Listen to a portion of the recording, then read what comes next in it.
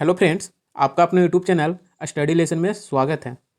इसके झा सर द्वारा निकाला गया यह समान ज्ञान का जो बुक है बिल्कुल ही एनसीईआरटी पे आधारित है।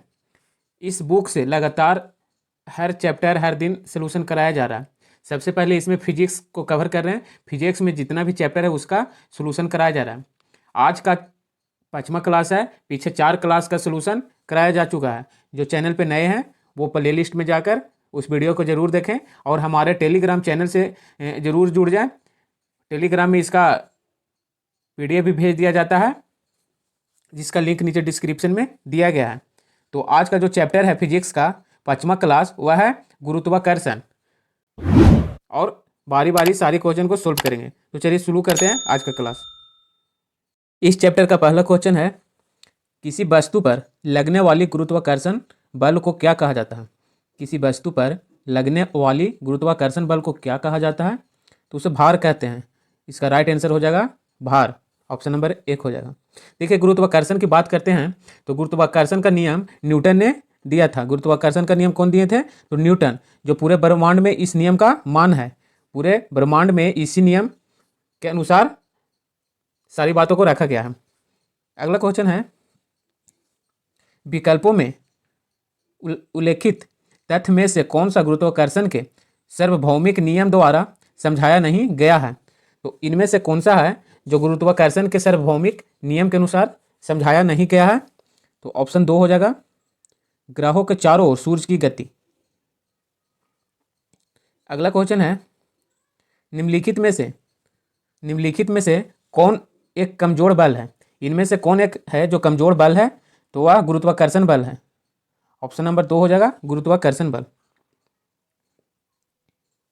नेक्स्ट क्वेश्चन है, गुरुत्वाकर्षण नियतांक जिसे बड़ा जी से सूचित किया जाता है, उसका मान क्या होता है। गुरुत्वाकर्षण नियतांक जिसे बड़ा जी से सूचित करते हैं, इसका मान क्या होता है, तो ऑप्शन नंबर 4 हो जाएगा, 6.6734 गुने 10⁻⁻11 न्यूटन मीटर स्क्वायर प्रति केजी स्क्वायर। ऑप्शन नंबर 4 हो जाएगा। बड़ा जी है, इसका खोज किया था हेनरी कैवेंडिश ने। हेनरी कैवेंडिश नामक वैज्ञानिक ने बड़ा जी यानी गुरुत्वाकर्षण नियतांक की खोज किए थे। अगला क्वेश्चन है, ब्रह्मांड में किन्हीं दो निकायों के बीच गुरुत्वाकर्षण बल किस पर निर्भर नहीं है, तो ऑप्शन नंबर 4 हो जाएगा, उनके द्रव्यमानों के योग पर निर्भर नहीं है। अगला क्वेश्चन है, दो वस्तुओं के बीच की दूरी को यदि 2 गुना कर दिया जाए तो इन दोनों के बीच बल पर क्या प्रभाव पड़ेगा। जब दो वस्तु के बीच की दूरी को दुगना कर देंगे तो उन दोनों वस्तुओं के बीच जो बल का प्रभाव होगा उस पर क्या बल पे प्रभाव पड़ेगा, तो ऑप्शन नंबर 4 हो जाएगा, गुरुत्वीय बल 4 के गुणन में कम होगा। अगला क्वेश्चन है, ब्रह्मांड में प्रत्येक वस्तु एक अन्य वस्तु को एक बल के साथ आकर्षित करता है जो किस के वर्ग के विपरीत अनुपातिक है, तो ऑप्शन नंबर 4 हो जाएगा, ऑप्शन नंबर 3 हो जाएगा, उनके मध्य दूरी के बीच। अगला क्वेश्चन है, सार्वत्रिक गुरुत्वाकर्षण नियतांक जिसे बड़ा जी से सूचित करते हैं, इसका एसआई मात्रक क्या होता है, तो ऑप्शन नंबर 2 हो जाएगा, सार्वत्रिक गुरुत्वाकर्षण नियतांक जिसे बड़ा जी से सूचित करते हैं, इसका एसआई मात्रक ऑप्शन नंबर 2 हो जाएगा, न्यूटन मीटर स्क्वायर kg-2। सार्वत्रिक गुरुत्वाकर्षण नियतांक की खोज किए थे हेनरी कैवेंडिश नामक वैज्ञानिक ने। अगला क्वेश्चन है, निम्नलिखित में से कौन सा प्लैनेटरी बॉडीज के लिए केपलर के नियमों में से एक सही है। इनमें से कौन जो केपलर के एक नियम में से सही है उसको बताना है। तो एक नंबर में है, एक ग्रह का ग्रह पथ दो केंद्र बिंदुओं में से एक पर सूर्य के साथ एक अंडाकार होता है, यह गलत है। एक ग्रह और सूर्य को जोड़ने वाली एक रेखा खंड समय के बराबर अंतराल के दौरान बाहर बराबर क्षेत्रफल बनाती है, यह भी गलत है।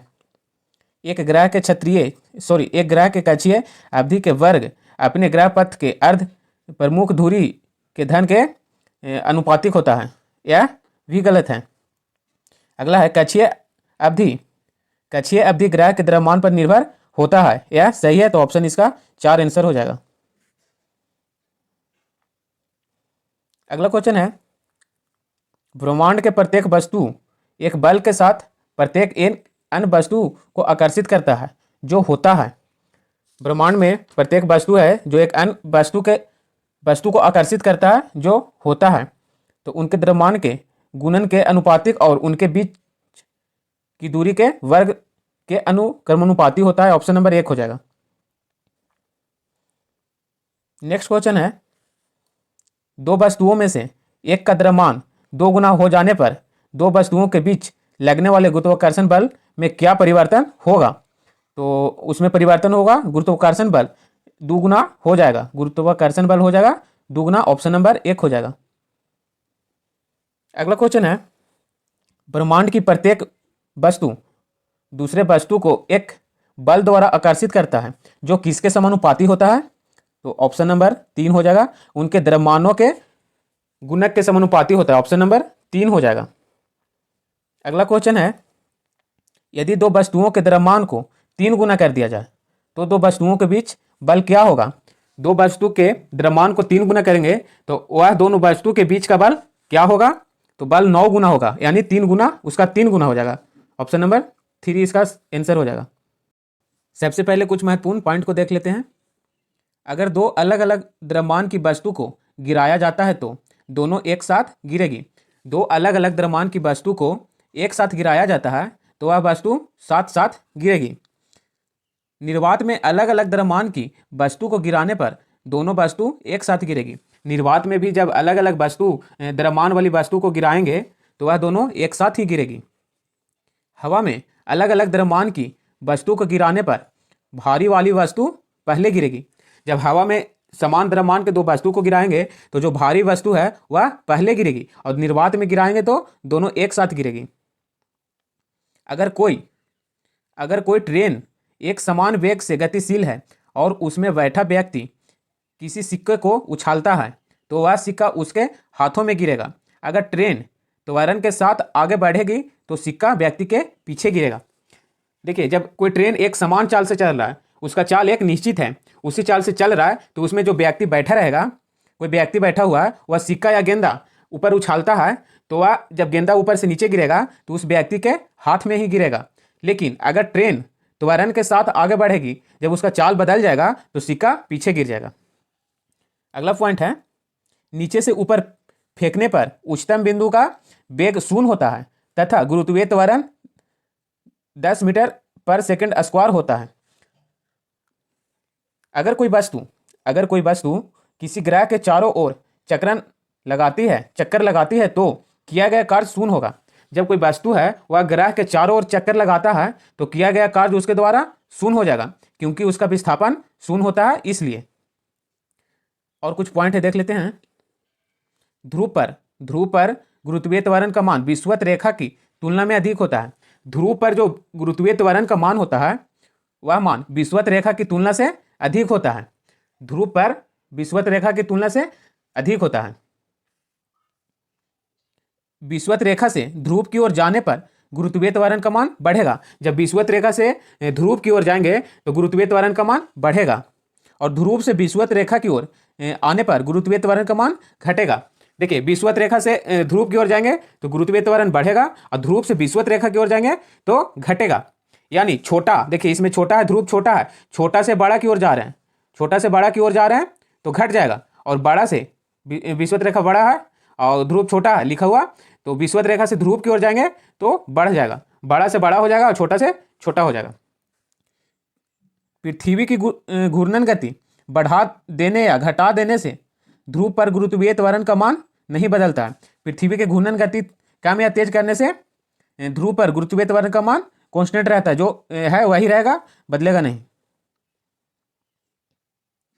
पृथ्वी की घूर्णन गति बढ़ाने से विषुवत रेखा पर गुरुत्वीय त्वरण का मान बढ़ता है तथा 17 गुनी से अधिक कर देने पर 0 हो जाती है। जब 17 गुनी से अधिक कर देंगे तो गुरुत्वीय त्वरण 0 हो जाएगा। पृथ्वी की घूर्णन गति कम करने पर गुरुत्वीय त्वरण का मान विषुवत रेखा पर बढ़ जाता है। देखिए, जब पृथ्वी की घूर्णन गति को कम कर देंगे तो गुरुत्वीय त्वरण का मान विषुवत रेखा पर बढ़ जाएगा। पृथ्वी की घूर्णन गति रोक देने पर ध्रुव और विषुवत रेखा पर गुरुत्वीय त्वरण समान हो जाएगा। पृथ्वी की घूर्णन गति जब रुक जाएगा तो ध्रुव और विषुवत रेखा पर गुरुत्वीय त्वरण समान हो जाता है। अगला क्वेश्चन है, पृथ्वी वस्तु को अपनी ओर आकर्षित करता है, इसका क्या कारण है? पृथ्वी वस्तु को अपनी ओर किस कारण से आकर्षित करता है? तो वह कारण है गुरुत्वाकर्षण बल। ऑप्शन नंबर 4 हो जाएगा। किसी पिंड का भार न्यूनतम कहाँ पे होता है? किसी पिंड का भार न्यूनतम कहाँ पे होता है? तो वह भूमध्य रेखा पर होता है। गुरुत्वाकर्षण बल किस वस्तुओं के बीच मौजूद होता है, परंतु इसमें तब तक महसूस नहीं किया जाता है जब तक कि वस्तुओं का द्रव्यमान बहुत अधिक जैसे कि ग्रह में नहीं होता है। तो ऑप्शन नंबर 4 हो जाएगा, केवल एक वस्तु के बीच। अगला क्वेश्चन है, एक पत्थर किसी स्प्रिंग तुला पर बंधा हुआ है। निम्नलिखित स्थितियों में से कौन सी स्प्रिंग तुला के रीडिंग में सबसे कम भार दिखेगी? एक पत्थर स्प्रिंग तुला में बंधा हुआ है, तो निम्नलिखित में से कौन सी स्थिति है जो स्प्रिंग तुला के रीडिंग में सबसे कम भार दिखाएगी? तो कौन सा दिखाएगी सबसे कम भार? तो ऑप्शन नंबर 3 हो जाएगा, जब वह पत्थर किसी बीकर में लिए पानी में पूरी तरह से निमज्जित हो। ऑप्शन नंबर 3 हो जाएगा। नेक्स्ट क्वेश्चन है, जब सीधे ऊपर की ओर फेंका गया एक पत्थर शीर्ष पर पहुंच जाता है तो इसका क्या होगा? तो इसका वेग 0 हो जाएगा और त्वरण लगभग 10 मीटर पर सेकंड स्क्वायर हो जाएगा। ऑप्शन नंबर 2 इसका राइट आंसर हो जाएगा। कब कहा जाएगा कि कोई पिंड मुक्त रूप से गिर रहा है? कब कहेंगे कि कोई पिंड मुक्त रूप से गिर रहा है? जब इस पर केवल गुरुत्व बल कार्य करेगा। जब उस पर केवल गुरुत्व बल कार्य करेगा तो कहेंगे कि पिंड मुक्त रूप से गिर रहा है। ऑप्शन नंबर इसका 3 राइट आंसर हो जाएगा। एक व्यक्ति लिफ्ट के अंदर वजन पैमाने पर खड़ा है और लिफ्ट ऊपर की तरफ तेजी से चलना शुरू करता है, तो पैमाना वजन अधिक दिखाएगा। कोई व्यक्ति लिफ्ट में खड़ा है और वह लिफ्ट ऊपर की ओर तेजी से चलना प्रारंभ करता है, तो यानी कहने का मतलब है लिफ्ट का भार बढ़ जाएगा। ऑप्शन नंबर 1 हो जाएगा। नेक्स्ट क्वेश्चन है, एक वस्तु पर लगाए गए गुरुत्वाकर्षण बल को क्या कहा जाता है? एक वस्तु पर लगाए गए गुरुत्वाकर्षण बल को क्या कहते हैं? तो उसे वजन कहते हैं। ऑप्शन नंबर 3 हो जाएगा। नेक्स्ट क्वेश्चन है, आसमान की ओर फेंका गया पत्थर पृथ्वी की ओर वापस क्यों आता है? जब आसमान में पत्थर फेंकेंगे तो पृथ्वी की ओर वापस क्यों आता है? एक बल होता है जो इसे भूमि की ओर खींचता है, जिसे गुरुत्वाकर्षण बल कहते हैं। ऑप्शन नंबर इसका 4 हो जाएगा। पलायन वेग का मान फेंके जाने वाली वस्तु के द्रव्यमान पर निर्भर नहीं करता और न ही प्रक्षेपण कोण पर निर्भर करता है। पृथ्वी का पलायन वेग का मान 11.2 किलोमीटर पर सेकंड होता है। पृथ्वी का पलायन वेग का मान होता है 11.2 किलोमीटर पर सेकंड। इससे अधिक अगर हम फेंकेंगे पृथ्वी से किसी वस्तु को ऊपर, तो वह पृथ्वी पर दोबारा लौट के नहीं आएगा। चंद्रमा का पलायन वेग का मान 2.35 किलोमीटर पर सेकंड होता है।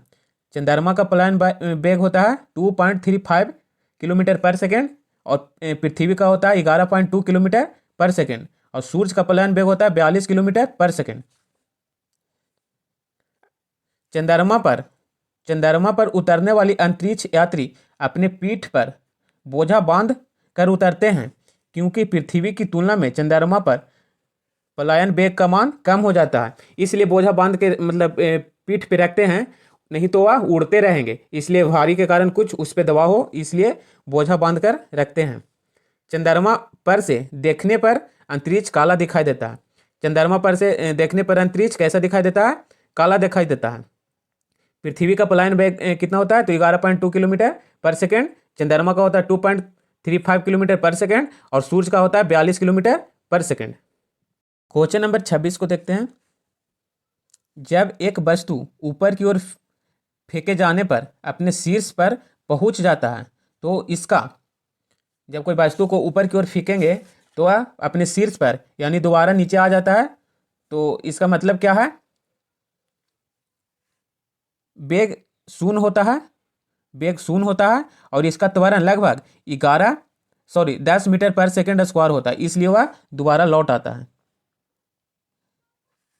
गुरुत्वजनित त्वरण को कैसे दर्शाया जाता है? गुरुत्वजनित त्वरण को कैसे दर्शाया जाता है? तो अंग्रेजी के छोटे अक्षर जी से दर्शाया जाता है और अंग्रेजी के बड़ा अक्षर जी से दर्शाया जाता है सार्वत्रिक गुरुत्वाकर्षण नियतांक। नेक्स्ट क्वेश्चन है, चंद्रमा पर आवाज क्यों नहीं सुनाई जाती है? चंद्रमा पर आवाज क्यों नहीं सुनी जा सकती है? तो ऑप्शन नंबर 3 हो जाएगा, चंद्रमा पर कोई वायुमंडल नहीं है और ध्वनि बिना माध्यम के यात्रा नहीं करता, इसलिए सुनाई नहीं देगा। तो ऑप्शन नंबर इसका 3 हो जाएगा। गुरुत्वाकर्षण द्वारा किया गया कार्य किस पर निर्भर करता है? गुरुत्वाकर्षण द्वारा किया गया कार्य किस पर निर्भर करता है? तो वस्तु की आरंभिक और अंतिम अवस्था की ऊर्ध्वाधर ऊंचाई के अंतर पर निर्भर करता है। ऑप्शन नंबर 1 हो जाएगा। गुरुत्वाकर्षण का सार्वभौमिक नियम किस पर लागू होता है? तो ऑप्शन नंबर 2 हो जाएगा, वस्तु के किसी भी युग्म पर लागू होता है। नेक्स्ट क्वेश्चन है, F बराबर m/d² सूत्र में बड़ा जी को क्या कहा जाता है? तो सार्वत्रिक गुरुत्वाकर्षण नियतांक कहते हैं। यदि दो कणों के बीच की दूरी बढ़ जाती है तो उसके बीच गुरुत्वाकर्षण बल पर क्या प्रभाव पड़ेगा? तो ऑप्शन नंबर 2 हो जाएगा, कम हो जाएगा। जब दो कणों के बीच दूरी बढ़ जाएगा तो उसके बीच गुरुत्वाकर्षण बल का प्रभाव कम हो जाएगा। ऑप्शन नंबर 2 इनका राइट आंसर है। दो वस्तुओं के बीच गुरुत्वाकर्षण बल F है। यदि दोनों वस्तुओं के बीच को परिवर्तित किए बिना उसके द्रव्यमान को आधा कर दिया जाए तो गुरुत्वाकर्षण बल हो जाता है। तो D/4 हो जाएगा, F/4 हो जाएगा। ऑप्शन नंबर 4 हो जाएगा इसका राइट आंसर। पृथ्वी वस्तुओं को अपनी ओर आकर्षित करता है। यह किस कारण अपनी ओर आकर्षित करता है? तो गुरुत्वाकर्षण बल के कारण। निम्नलिखित में से क्या गुरुत्वाकर्षण के सार्वत्रिक नियम से संबंधित नहीं है? इनमें से कौन सा नियम है जो गुरुत्वाकर्षण के सार्वत्रिक नियम से संबंधित नहीं है? तो वह बल जो हमें पृथ्वी से बांधता है, यह सही है। पृथ्वी के चारों ओर चंद्रमा की गति, यह भी सही है। चंद्रमा और सूरज के कारण ज्वार, यह भी सही है। चंद्रमा के चारों ओर पृथ्वी की गति, यह गलत है। चंद्रमा के चारों ओर पृथ्वी गति नहीं करता है, पृथ्वी के चारों ओर चंद्रमा गति करता है। तो ऑप्शन नंबर इसका 4 गलत आंसर हो जाएगा। जी का मान किसके साथ बढ़ता है? तो ऊंचाई में कमी के साथ बढ़ेगा। छोटा जी का मान जब ऊंचाई में कमी होगा तो उसके साथ बढ़ेगा। जब किसी पिंड को विषुवत रेखा से उत्तर और दक्षिण ध्रुवों पर ले जाया जाता है तो उसका भार क्या होगा? तो उसका भार बढ़ जाएगा। ऑप्शन नंबर 3 हो जाएगा। पृथ्वी की सतह का पलायन वेग लगभग कितना होता है? पृथ्वी की सतह का पलायन वेग लगभग कितना होता है? तो 11.2 किलोमीटर पर सेकेंड स्क्वायर होता है। पृथ्वी का 11.2 किलोमीटर पर सेकेंड स्क्वायर होता है और चंद्रमा का होता है 2.35 किलोमीटर पर सेकेंड और सूर्य का होता है 42 किलोमीटर पर सेकेंड। सूर्य का 42 किलोमीटर पर सेकेंड होता है और चंद्रमा का 2.35 यानी 2.35 किलोमीटर पर सेकेंड होता है और पृथ्वी का 11.2 किलोमीटर पर सेकेंड होता है। तो इसका राइट आंसर बी हो जाएगा। भूकेंद्रीय और सूर्य केंद्रीय शब्द किसे संदर्भित करते हैं? तो ऑप्शन नंबर 1 हो जाएगा, पृथ्वी और सूर्य के चारों ओर नक्षत्रीय वस्तुओं की गति को प्रतिबंधित करने का नियम को। तो ऑप्शन नंबर इसका 1 हो जाएगा। एक भू-स्थिर उपग्रह 35,790 किलोमीटर ऊंचाई पर एक कक्षा के पूर्ण परिक्रमा करना कितना समय में कर लेगा? तो ऑप्शन नंबर 2 हो जाएगा, 24 दिन में। इनमें से कौन सा कथन गलत है? इनमें से कौन सा कथन गलत है उसको चुनना है। वस्तु का भार पृथ्वी पर अधिकतम और विषुवत रेखा पर न्यूनतम होगा, यह सही कथन है। वस्तु का भार ध्रुवों पर न्यूनतम और विषुवत रेखा पर अधिकतम होगा, यह गलत है। पृथ्वी के केंद्र पर वस्तु का भार शून्य होगा, यह सही है। वस्तु की अधिक ऊंचाई पर ले जाने पर उसका भार कम हो जाता है, यह भी सही है। तो इसका राइट आंसर बी हो जाएगा। किन्हीं दो स्थूल वस्तुओं के बीच लगने वाले आकर्षण बल को क्या कहते हैं? दो स्थूल वस्तुओं के बीच लगने वाले आकर्षण बल को गुरुत्वाकर्षण बल कहते हैं। ऑप्शन नंबर 2 हो जाएगा। कौन सा बल हमारे सौर मंडल की संरचना को बनाए रखता है? तो गुरुत्वाकर्षण बल। ऑप्शन नंबर 4 हो जाएगा। निरंतर गुरुत्वाकर्षण का चिन्ह क्या है? तो ऑप्शन नंबर 2 हो जाएगा, बड़ा जी। निरंतर गुरुत्वाकर्षण का चिन्ह बड़ा जी है। इनमें से कौन सा एक रासायनिक प्रतिक्रिया नहीं है? तो ऑप्शन नंबर 3 हो जाएगा, गुरुत्वाकर्षण। इनमें से कौन रासायनिक प्रतिक्रिया नहीं है? तो गुरुत्वाकर्षण। ऑप्शन नंबर 3 हो जाएगा। अंतरिक्ष यान के अंदर अंतरिक्ष यात्री का वजन, वह वजन किस प्रकार महसूस करते हैं? तो शून्य महसूस करते हैं। ऑप्शन नंबर 3 हो जाएगा। पृथ्वी के केंद्र पर एक पिंड का भार क्या होता है? तो शून्य होता है। ऑप्शन नंबर 1 हो जाएगा। पृथ्वी के केंद्र पर एक पिंड का भार शून्य होता है। गुरुत्वीय त्वरण छोटा जी किस पर निर्भर नहीं करता है? तो गिरने वाली वस्तु के द्रव्यमान पर। ऑप्शन नंबर 2 हो जाएगा। चंद्रमा की सतह से लाए गए चट्टान पर क्या असर होगा? चंद्रमा की सतह से लाए गए चट्टानों पर क्या असर होगा? तो इसका राइट आंसर हो जाएगा ऑप्शन नंबर 1, इसके भार में परिवर्तन होगा। ऑप्शन नंबर 1 इसका राइट आंसर हो जाएगा। नेक्स्ट क्वेश्चन है, किसी वस्तु का भार सर्वाधिक कहाँ पे होगा? तो ध्रुव पर होगा। किसी वस्तु का भार सबसे अधिक ध्रुव पर होगा। किसके अनुसार जी का मान घटता है? छोटा जी का मान किसके अनुसार घटता है? तो ऊंचाई के अनुसार। ज्यादा ऊंचाई पे जाएंगे तो उसका जी का मान घट जाएगा। अगला क्वेश्चन है, जी का मान तो ऑप्शन 1 हो जाएगा, पृथ्वी की केंद्र की ओर जाने पर कम होता है। मुक्त रूप से गिरने के दौरान पिंड किस स्थिति में होता है? तो वह भारहीनता होता है। मुक्त रूप से गिरने पर पिंड भारहीनता महसूस करता है। ऑप्शन नंबर 1 हो जाएगा। किसी वस्तु पर कार्य करने वाली गुरुत्वीय बल को किस रूप में जाना जाता है? तो ऑप्शन नंबर 4 हो जाएगा, भार के रूप में जाना जाता है। नेक्स्ट क्वेश्चन है, गुरुत्वाकर्षण की वजह से उत्पन्न होने वाले त्वरण का मान किस पर निर्भर नहीं रहता है? तो नीचे गिरने वाली वस्तु के द्रव्यमान पर निर्भर नहीं रहता है। ऑप्शन नंबर 2 इसका राइट आंसर हो जाएगा। नेक्स्ट क्वेश्चन है, निम्नलिखित में से कौन सा गुरुत्वाकर्षण का उदाहरण नहीं है? इनमें से कौन सा उदाहरण है जो गुरुत्वाकर्षण का नहीं है? ग्रहों के वायुमंडल को उनसे अलग होने से रोकना, यह गुरुत्वाकर्षण का उदाहरण है। यह ब्लैक होल के घूर्णन में सहायक है, यह नहीं है। तारों को आपस में जोड़कर रखना, यह सही है। चंद्रमा का उसकी कक्षा में स्थिर होना, यह भी सही है। तो इस क्वेश्चन के अनुसार इसका राइट आंसर बी हो जाएगा। मुक्त रूप से गिरना केवल किसमें संभव है? तो निर्वात में। ऑप्शन नंबर 4 हो जाएगा, मुक्त रूप से गिरना संभव है निर्वात में। अगला क्वेश्चन है, गुरुत्व बल किनके बीच आकर्षण बल द्वारा परिभाषित होता है? तो दो द्रव्यमानों के बीच आकर्षण बल द्वारा परिभाषित होता है। पृथ्वी के चारों ओर चंद्रमा की गति किस बल के कारण होता है? तो वह गुरुत्व बल के कारण होता है। ऑप्शन नंबर 1 हो जाएगा। पृथ्वी की भूमध्य रेखा पर किसी पिंड के भार की तुलना में ध्रुवों पर पिंड का भार क्या होगा? तो ऑप्शन नंबर इसका 3 हो जाएगा। ध्रुवों पर पिंड का भार भूमध्य रेखा पर अपने भार से अधिक होगा। ऑप्शन नंबर 3 इसका राइट आंसर हो जाएगा। निम्नलिखित में से किस स्थान पर गुरुत्वीय त्वरण का मान शून्य होगा? किस स्थान पर गुरुत्वीय त्वरण का मान शून्य होगा? तो इसका राइट आंसर बी हो जाएगा, पृथ्वी के केंद्र पर। वह बिंदु जहां पर एक वस्तु का संपूर्ण भार कार्य करता है वह कहलाता है।